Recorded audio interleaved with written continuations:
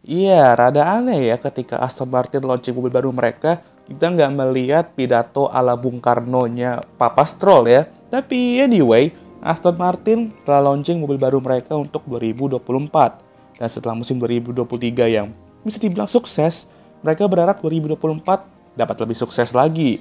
Khususnya Nando yang musim lalu menunjukkan kalau dia masih sangat amat lapar untuk meraih prestasi-prestasi lebih di F1.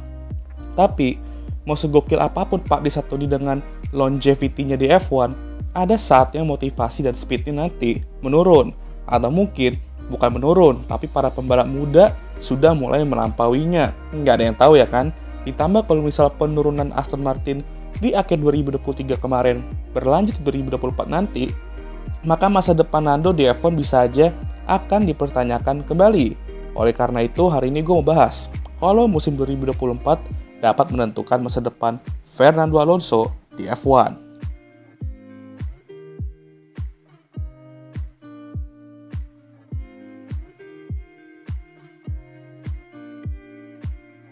Sebelum gue bahas topik video kali ini, boleh lah ya gue review sedikit livery AMR24 ini. Seperti yang gue duga, pastinya mereka akan mempertahankan livery mereka kayak 2 musim sebelumnya. Karena itu identitas mereka, dengan pastinya warna British Racing Green dengan garis kuningnya yang masih ada dan jelas gak kayak udah. Tiada hari tanpa ngerosting Alpine ya kan. Ya walaupun ada carbon fibernya kelihatan jelas di sidepod ya, tapi warna hijaunya itu setidaknya masih mendominasi dan emang lebih menonjol gitu ya. Anyway, dengan Aramco menjadi satu-satunya title sponsor, pastinya tulisan mereka bakal berada di posisi-posisi yang sebelumnya dipakai Cognizant. Dan bisa dilihat jelas oleh penonton juga. Dan jujur gue suka tulisan dan warna gradasinya Aramco di rear wing. Gue harap sih full ya warnanya ya, tapi ya you know lah ya kenapa nggak full.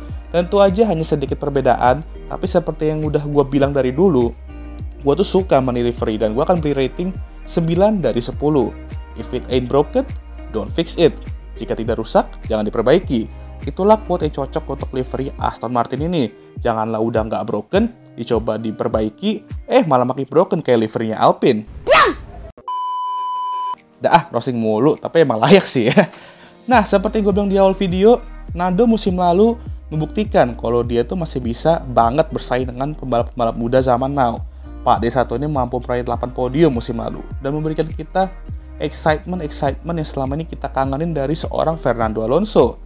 Sebelum ini kan kalau kita ngelihat dia tuh selalu marah-marah, mesinnya meleduk terus, gelut mulu sama tim atau rekan timnya, dan yang akhirnya membuat image dia jadi jelek. Lalu saat dia mengumumin dia bakal pindah ke Aston di 2023, banyak orang lagi-lagi mempertanyakan karir choice-nya. Karena yep, bisa dibilang keputusan karirnya itu selalu berakhir tragis kayak hubungan kalian sama mantan kalian.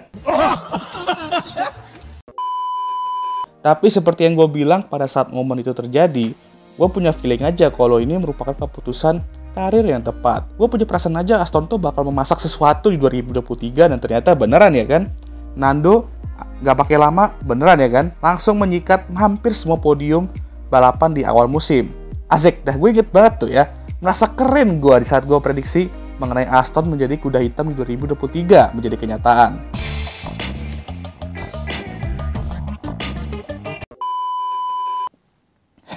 Ya, walaupun gue nggak jadi kaya juga sih prediksi gue bener ya kan.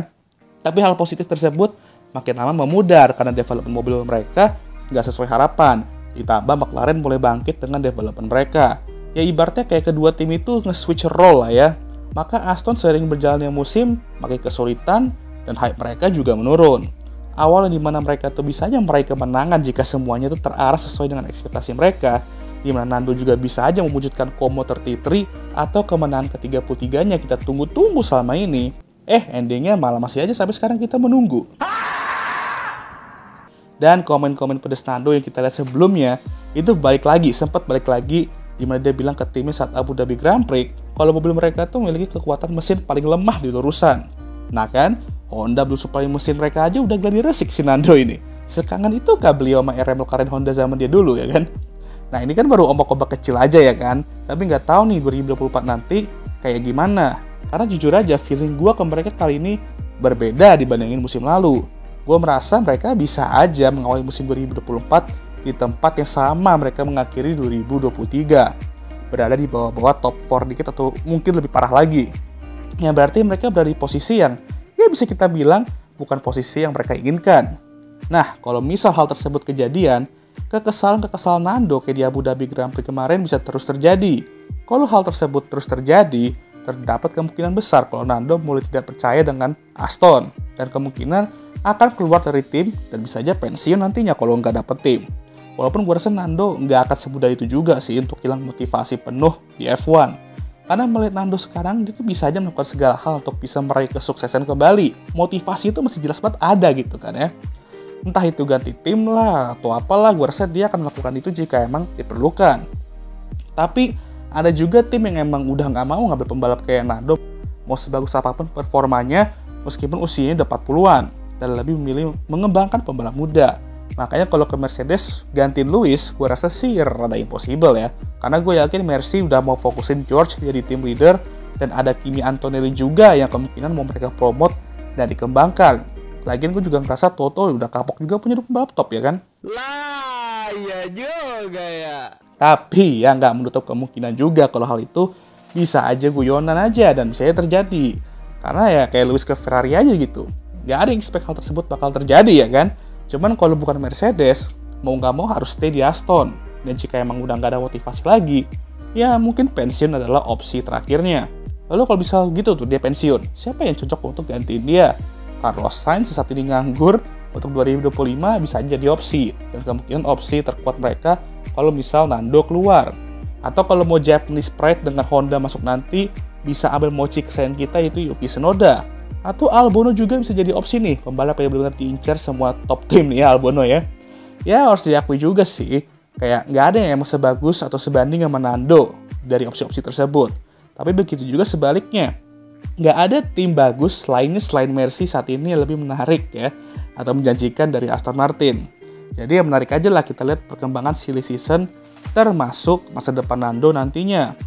Emang dah transfer Lewis ke Ferrari tuh emang bakal berdampak besar juga ke beberapa pembalap dan tim lain. Kalau gue sih prediksi dia bakal stay setidaknya 1-2 musim lagi lah sampai regulasi baru datang di 2026 nanti. Tapi semuanya bisa berubah kalau misal Aston nantinya nggak bisa memberikan dia mobil yang bagus. Nando juga frustasi atau pembalap muda lain udah lebih unjuk gigi juga.